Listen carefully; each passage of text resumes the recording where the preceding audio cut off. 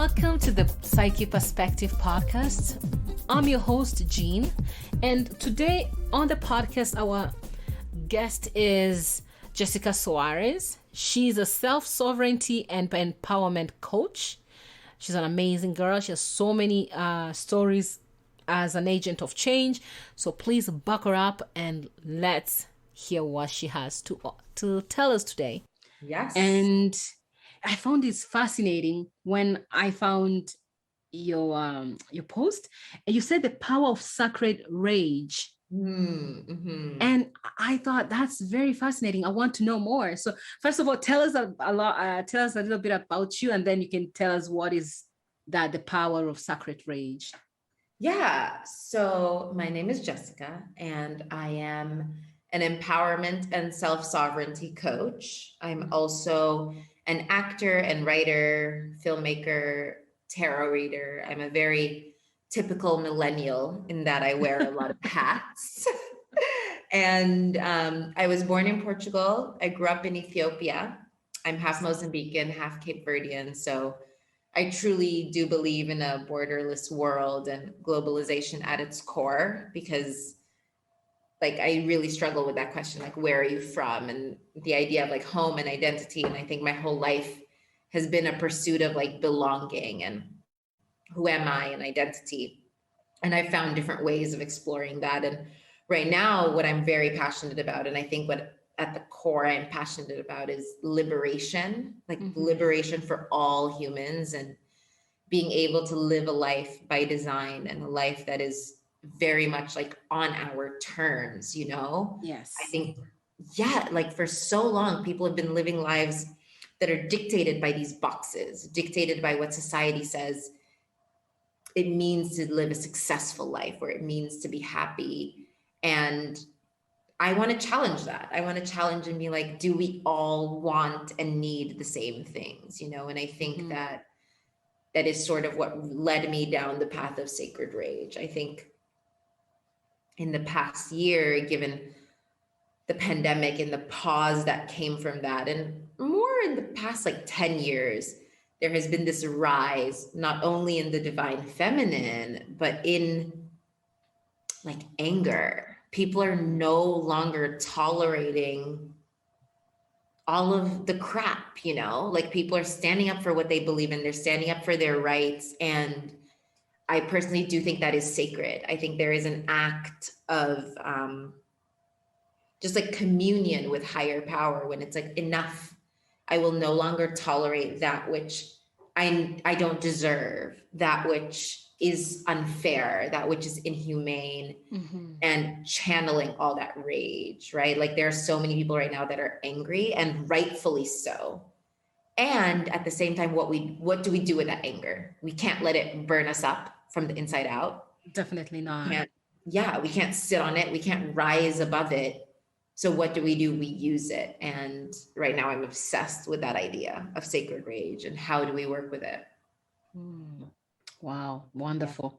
Yeah. All right. So you just said divine feminine. Yeah. Could you please give us some tea on this? What is this? Oh, all the tea. Yeah, it's interesting, because I do feel people talk about it a lot. They're they're divine feminine uprising, and divine feminine embodiment, and feminine embodiment. And for me, I like to think of the world, we have these two more prominent energies, which are the masculine and the feminine, or shall we say the yin and the yang, because in our modern day world, masculine and feminine comes with all the other, socio-political connotations, which are very much justified. But let's say the energy of receptive versus the energy of projective. And exactly. And I think that the divine feminine energy, as we call it, is very much the energy of receptive and flow, the energy of creation, the energy of being. And on one part, I think very much of that energy is sort of what we're seeing now in social media, the connection to spirituality and to oracle and cards and to intuition and to higher power, and sort of a more exhale, laid back way of approaching life. We're not chasing. Let's receive. And at the same time, I think there is this part of feminine energy, of yin energy, that people forget, of like the dark goddesses, the energy of like the ocean, right? Like there is a part of the feminine that is like it's Wild, big, wild, yes, uncontrollable. it's wild and chaotic, and it's like, I want what I want now, and Mhm. make it happen. And sort of that energy that comes with a force.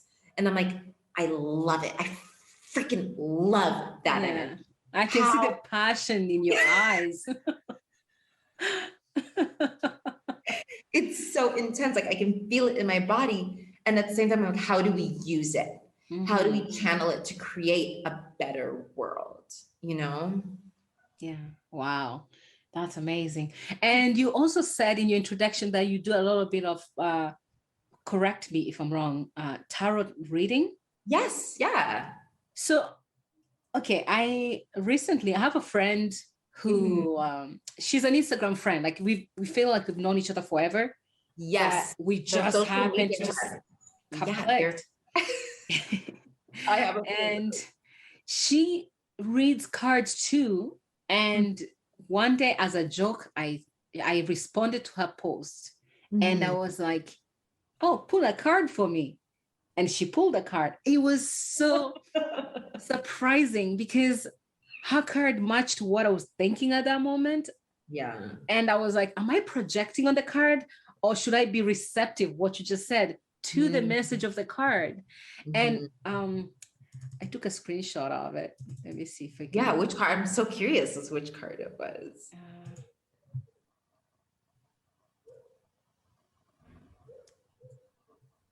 Can you see my screen? Pardon Yes. all the Yeah. research I'm doing from the back. Okay, there. Oh, I can't read the actual card. I can read the messages. Oh, the actual card is Unbound, releasing soul pardons, patterns, contracts, and past lives. Wow. Oh, that's a beautiful deck also. And it's so interesting because that time I was just thinking, it's time for me to like move on. Like I was telling myself I need to let go of some of the things I'm holding on, because I could feel it was building up. And she pulls this card. I'm like, I don't know how to feel about it. So what would be your interpretation of such a card? So this is actually an oracle deck card. Oracle, okay. Yeah, and I work very specifically with tarot. Tarot, okay. Because I do think it's a little more open-ended. But just looking at this card, unwords, as I call them, are some of my favorite. Unwords, unapologetic, unabashed, unbecoming, unashamed, all of those words. Like I love these words that are sort of about like the stripping back and the taking off. And this card, Unbound, like if I pulled it, I would immediately sense like a sense of release. Like it's time to let go of that which is keeping you contained, that which is keeping you maybe safe, maybe comfortable, which is great. But like, in what way is it keeping you comfortable? And in what way is it keeping you stuck? And it's time to sort of like emerge and like push through that and come out of that casing, out of that shell, is how I would immediately. Girl, you're giving me life right now. I'm feeling like I'm in a cocoon. I'm ready to spread my wings and take off.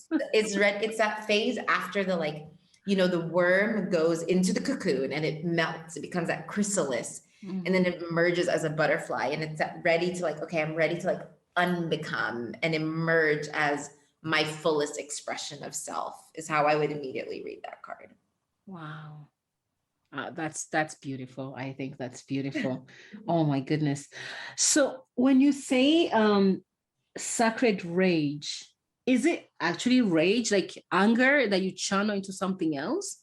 Yeah, I do think it's pure anger and pure rage. And I think that is where I differ from a lot of people, because I think in our modern day lexicon, very often we try to distance ourselves from rage or anger, you know, like we try to be like, no, it's a mask for sadness or for fear or for disgust. And I think that sometimes that's true. But in psychology, anger is one of the core 5 emotions. It is in its own an emotion, right? So when I am looking at what's going on in the larger world around me as a woman, as a Black woman, as an African woman, there are things that I am rightfully angry about. Not sad about it. I'm angry I about. swear on this podcast, because I am just freaking angry about Thank you.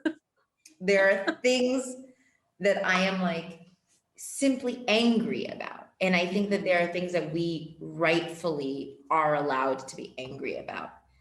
And anger, because it is so powerful, especially rage, it's an intense emotion. You feel it in your body. I don't believe that we should keep it bottled in. And I don't believe that we should release it on each other, like as a weapon.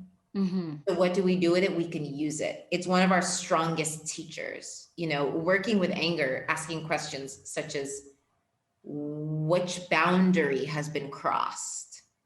What is this anger asking me to do? In what ways do I find this action unjust? Communicating and speaking to our anger directly and learning from it, and then taking an action. I think that that's the part that sometimes people can miss, is that anger really invites action. It wants you to do something. It wants you to change something. It wants you to make a shift.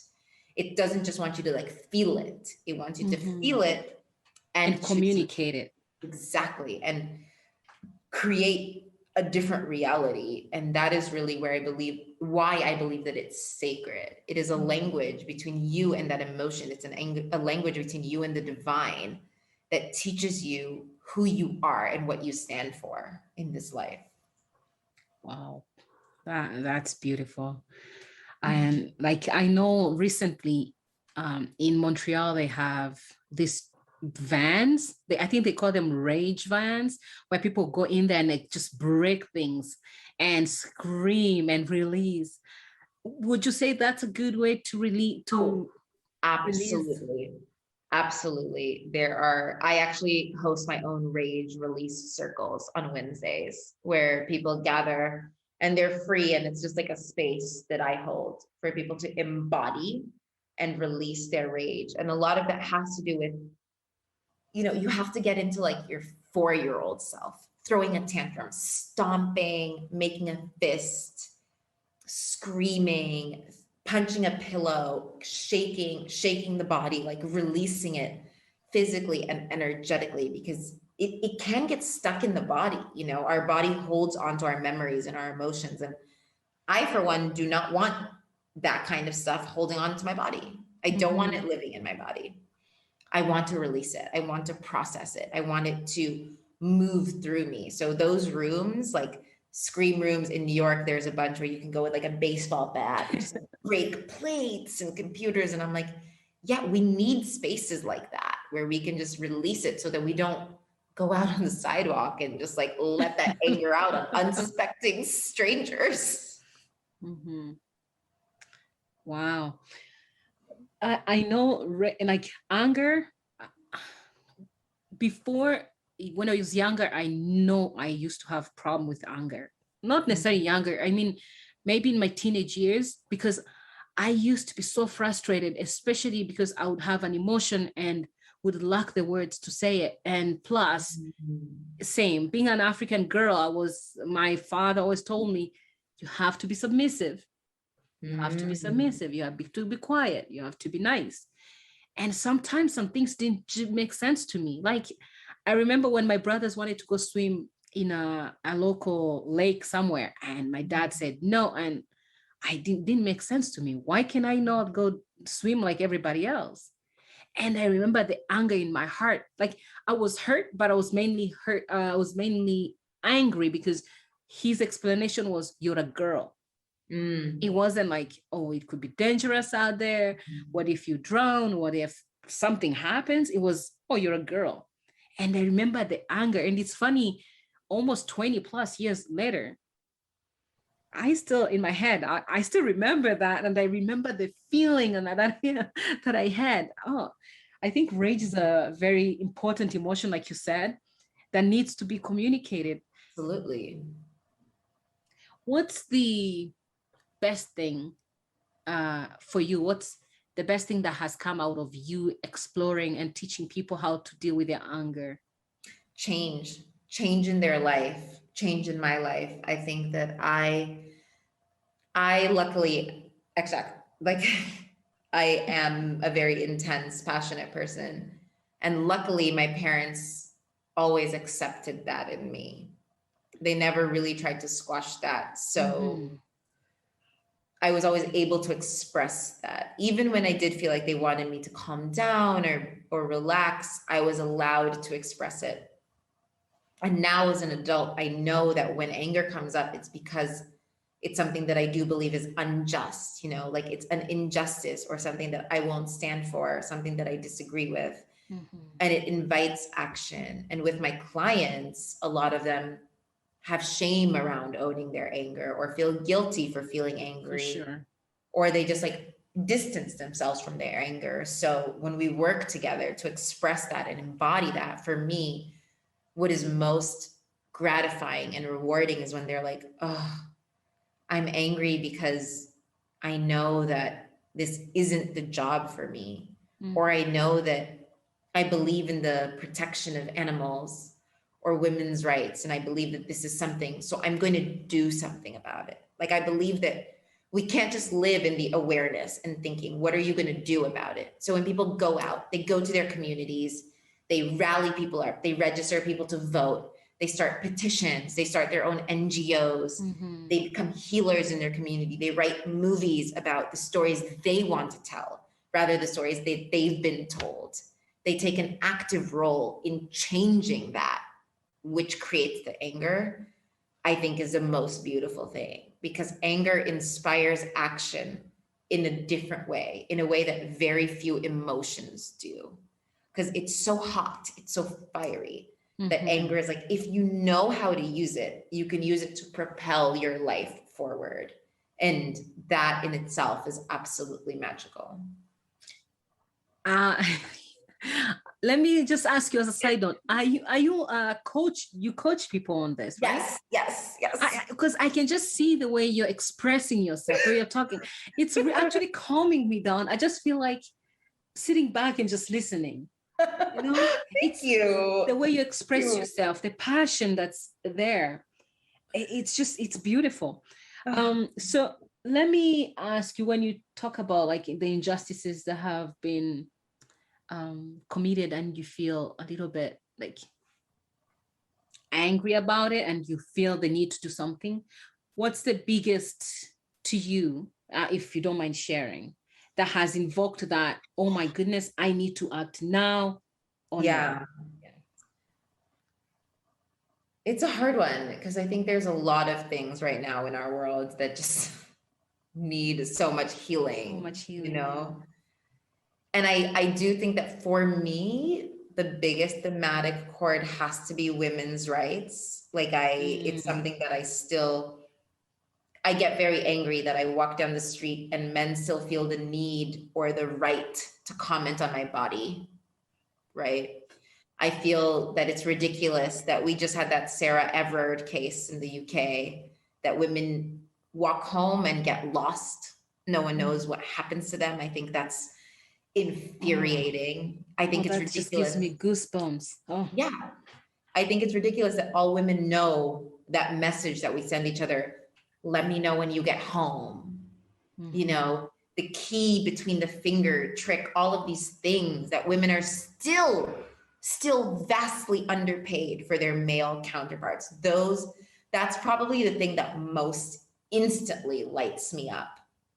That, and at the same time, the perpetuation of colonialism and white supremacy and racial injustice are the two things that I'm like, listen, I am a Black woman. You face those are both sides. You get it's from both both sides of sides the coins. of the coin. I'm getting it from both angles. It's terrible from both angles, and I will fight it on both sides, because until we are all free, none of us are free. And I will fight for that until the end of my days. Like, I believe that everybody gets to live, or should get to live, a free life, a life in which they're not afraid of expressing themselves. They're not afraid of persecution.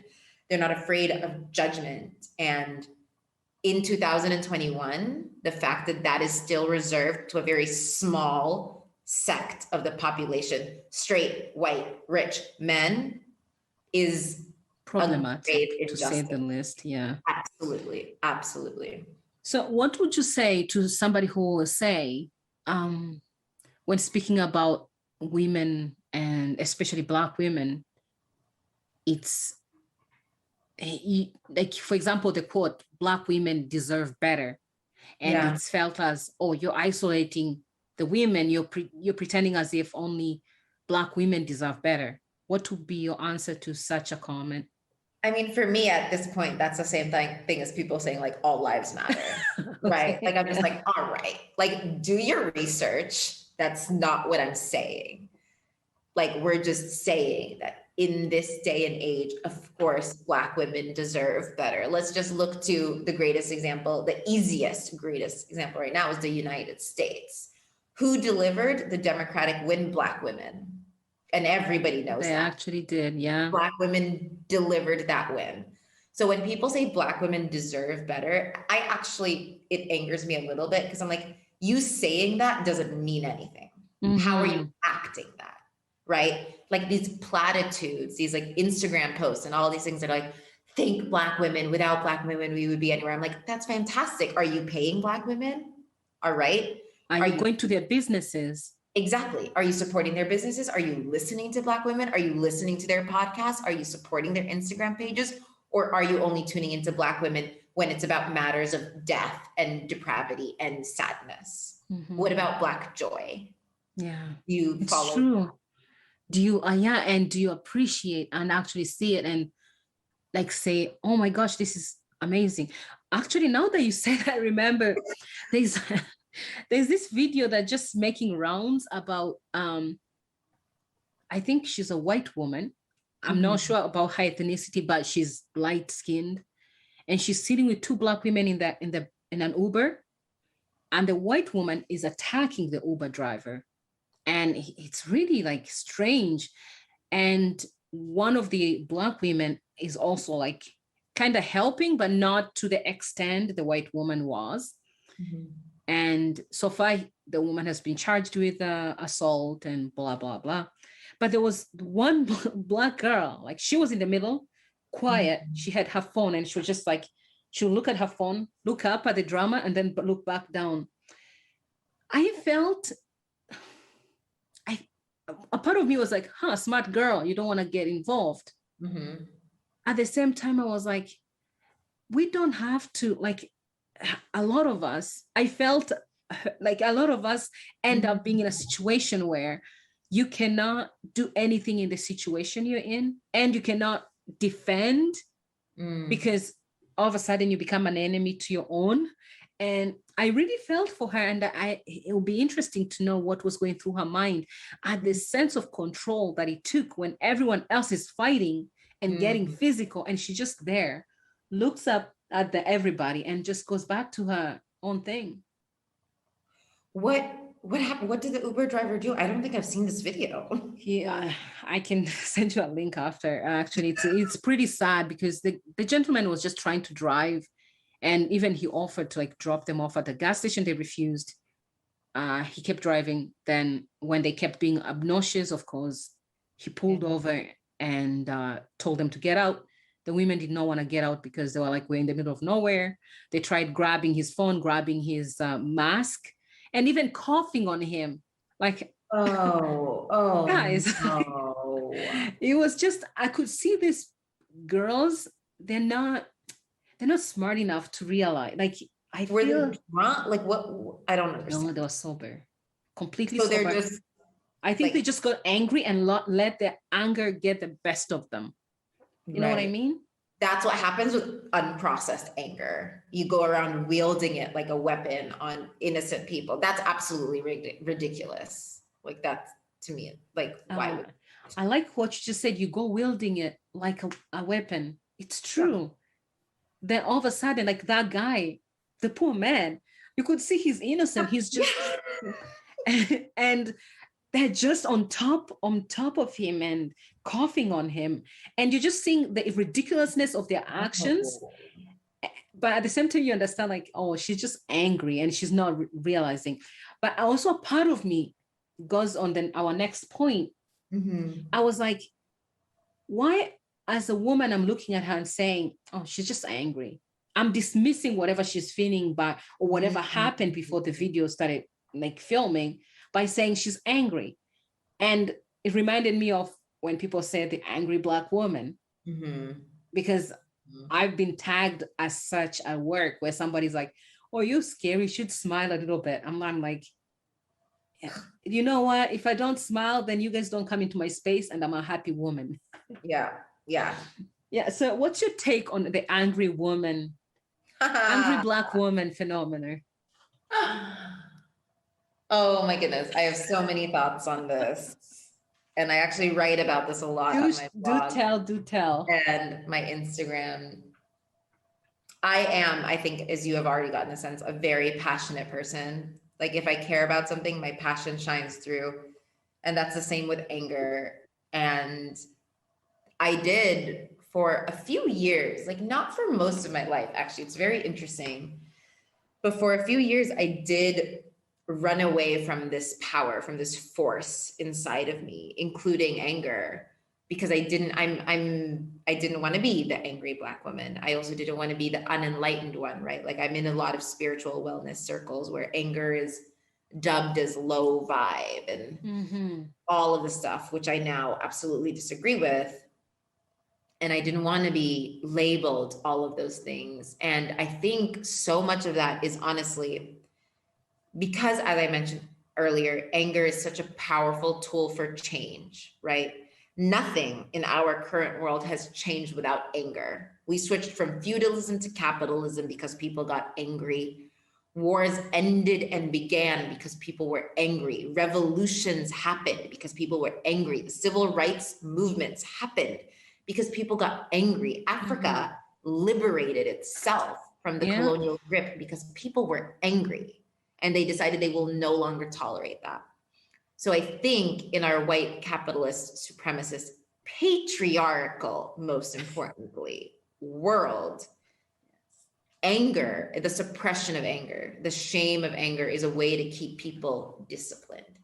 It's a way to keep people behaving and a way to keep people in line. Conforming. In a way to keep people disempowered and working for the status quo that, as we know now, really only serves a very small percent of the population. So that is my take on why people feel that way about anger. And it's so internalized, right? Especially for women. I know so many women that feel shame anytime they feel angry. They don't want to own anger. It's not a feminine emotion. When men are angry, they're assertive, they're powerful, they're brave, they're courageous. When women are angry, they're hysterical, they're the B word, they're aggressive, they are scary. And I think that that's so ridiculous. And quite honestly, we're done with that. That's what I say. I'm like, in 2021, we're done with that. We're choosing a different story, you know? Yes, definitely. And looking back, and even right now, I think there's a lot of work we all have to do in terms of not feeling so shameful about it's an emotion. It's an emotion. It is an emotion. Like what's so scary, what's so devious about being angry and feeling anger towards something that actually does hurt, you know? Like when you like, I heard a very interesting analogy. It's a clip from Tupac, and some interviewer asked him, why is it that as Black people keep getting like their rights, hip hop music gets angrier. So he said, he was like, okay, I'll put in the ways you can understand. If you are standing outside and there's a party going on in a hotel and you see them throwing food all over and you're just knocking and saying, hey, can I have a piece of salami? And they're like, oh, no, there's no food here. Then you come back. Hey, can I have a piece of salami? And they're like, no. A week goes by. Maybe after a month, then you might start like your voice and your anger starts going up until eventually you're like, we are breaking down this door if you do not give us food, right? And that's what how he explained it. And it's true. Yeah. That anger, it's when people are saying, especially with racial injustices, oh, everyone has rights. What do you mean people don't have rights? But you're like, no, those rights are on paper. They're not in action. Absolutely. Absolutely. And we saw that this week with the Meghan Markle and Harry interview, right? Mm-hmm. Piers Morgan, who's finally lost his job, BBC morning show, or resigned, as they say, was put into his place by an angry Black woman. I don't know if you've seen the clip. It's amazing. Oh, yes. Yes. But I'm like, she put him into his place. She was like, I am not done. I am not.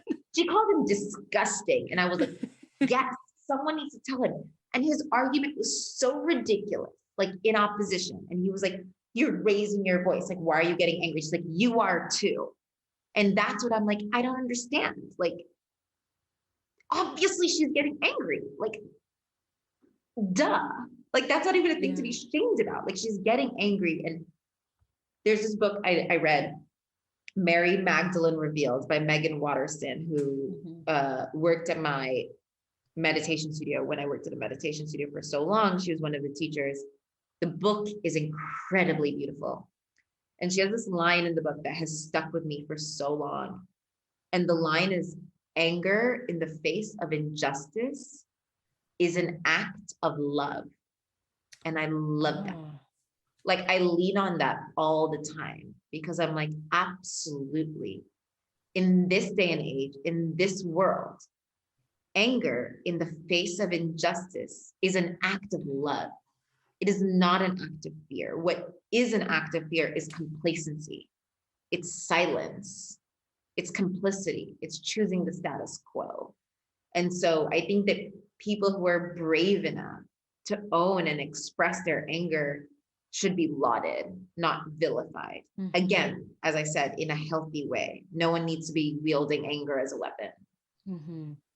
Actually, on the Meghan Markle issue, I know everyone was talking about her commenting about people asking about the shade of a child, and for me, the part that really got my blood boiling, it wasn't all that. Like, listen, if you have done your history, you understand the relationship of the British monarch to colonialism and white supremacists around the world. Like, that's not an argument. No one was surprised. No one was surprised. Exactly. And however, what surprised me is all these people attacking her when she just said she has been having suicidal thoughts. Yes. What is it going to take for a Black woman to be given just a little bit of compassion? Because at that moment, I don't think, yes, she was on TV after saying that she doesn't want publicity and everything. But I understand it as she needed to set the record straight for her children, for her future, and for her future with her husband. However, she's a pregnant woman who just told the world her most her most vulnerable moment. Thank you. That's the word I was looking for. And here we are attacking her even more. Like, why can't we show a little bit of compassion towards? Yes, it's so ridiculous. And it's also so unnecessary. Like, all those people that were attacking her, I'm like, how does this make your world better? Attacking someone, right? Like, never, ever, if someone is like, I had suicidal thoughts, should we say, no, you didn't? Like we were never in their shoes. We don't know. And what do we gain from that? Like that lack of humanity, that lack of compassion is just like, how did we get here? How did we get here as a society? Have we always been here? I don't know. I don't know. I don't have the answers. And also it shows a very, very real problem with hypocrisy among us, our institutions, because like I after she said about suicide and her mental health struggles, and I remember when Harry and his brother also showed up at a podcast to talk about their mental health after the death of their mother. Even I think today or the day yesterday, I always forget the brother's name, Prince William. He went to a school or to an organization for kids battling mental health. And I'm like, how hypocritical is that? That why you're saying I'm supporting everyone from the mental health and everything, but you couldn't help your sister-in-law. You couldn't stand up against all this. And whoever was racist towards her, that was your moment to put your foot down and say, listen, we will not stand for that kind of language around us. We will not stand for that kind of bullying and traumatizing around us, and support her as a woman, first of all, as a mother, as a human being, and then as your sister-in-law. Like, I would never just dismiss my sister-in-law's, even a stranger's mental health issue. No, exactly. Ever, especially when you know where the root of that issue is coming from. Like that's like you are a part of it. And it is this, and that's sort of like where you get into the discussion between people's like public persona and their real, so-called real private persona. And it's such a, like you said, it's so hypocritical. So hypocritical. So what would you want like a young woman, because I know a lot of my listeners are actually like young Black women in universities in US, which is very strange. Some areas where people listen to me, I don't know how they do. Like they just found me and I'm really grateful for them. I love that. I know also in the Philippines. Okay. I know, like, all right. You know how you look at the map and you're like, oh, this place, and I'm like, thank you. I am very grateful. And I'm hoping to like find out exactly what about my podcast resonates with them. So like, anyway, to go back on the point, what would you say to a young woman, a young Black woman, especially who was listening to all these things happening about Meghan Markle and had the same anger reaction to why you're attacking her when you should be defending, because she's right now, she's suffering from, because suicidal thoughts don't come and go. It's something you have to work on for a long time. So what would be your message to them? Ooh, I feel like I'm going to get emotional. I think first and foremost is to remind them that sadly, the world is not on our side, and not to let that keep them back, you know? So if any of you are listening out there, I do want you to know that you have a story worth telling, and you have a voice that deserves to be heard, and that your opinions are absolutely valid. And that if you are feeling angry or hurt or sad, that's okay. Please channel that into changing the world. And I don't mean that in like a traditional sense of activism, right? Like we have a very one-sided definition of what activism looks like. And I believe that your activism can be your art. Your activism can be the way you move through the world. Your activism can be the companies that you choose to support with your money, the people you choose to follow. Your activism can be the conversations you choose to have, the stories you choose to tell, and just know that a better world, a more just world is possible, and to never, ever stop fighting for that in whatever way that you feel you need. And if you ever need help, if you ever have those same thoughts, reach out. Like, honest to God, reach out to me.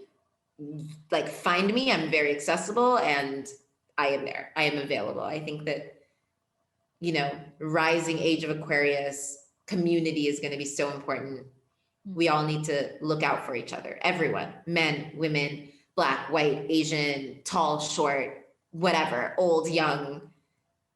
We need to look out for each other. And I do really, really believe that. Mm-hmm.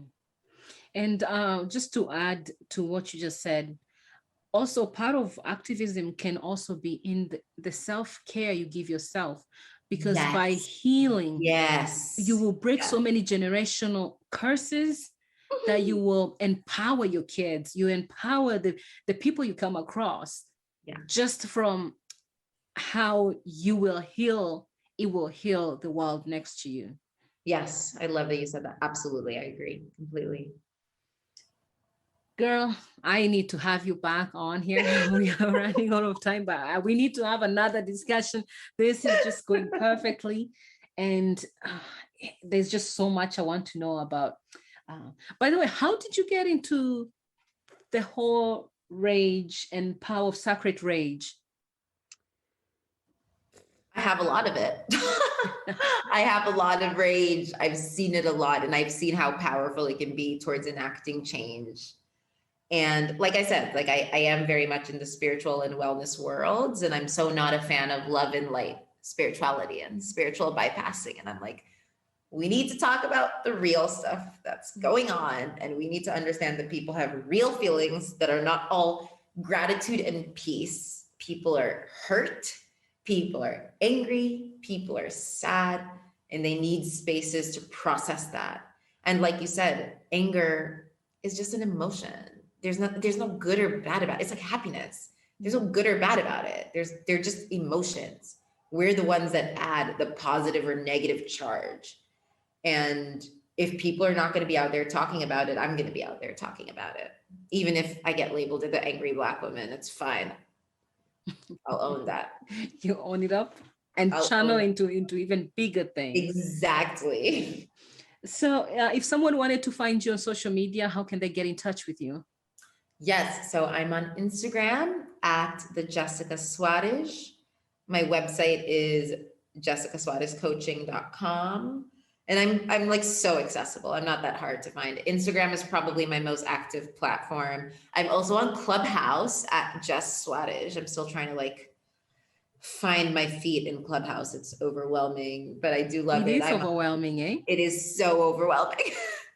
But I do like the platform, obviously, because I love like podcast, audio-based things. I'm on Facebook. I'm very accessible. I have a blog that I think is incredible. And I have a newsletter that I also think is amazing. So you could find all of that through my Instagram or my website. Would you like to leave us with some wisdom for now? Yes. I always like to remind people of this, that this life is your own and you only have one of it, at least in this body, in this lifetime. So live it for you. You know, don't live it for your mama. Don't live it for your daddy. Don't live it for your partner. Live this life in a way that's going to bring you the greatest amount of joy and fulfillment, even if everybody else thinks you're crazy. People think I'm crazy all the time, and I'm one of the happiest people I know. So I'll leave you with that. Wonderful. Thank you so much. Thank you so much for having me. Oh, and I truly appreciate the time difference and you taking the time to talk to me. Thank you so much. For your flexibility. This was wonderful. I had such a wonderful time.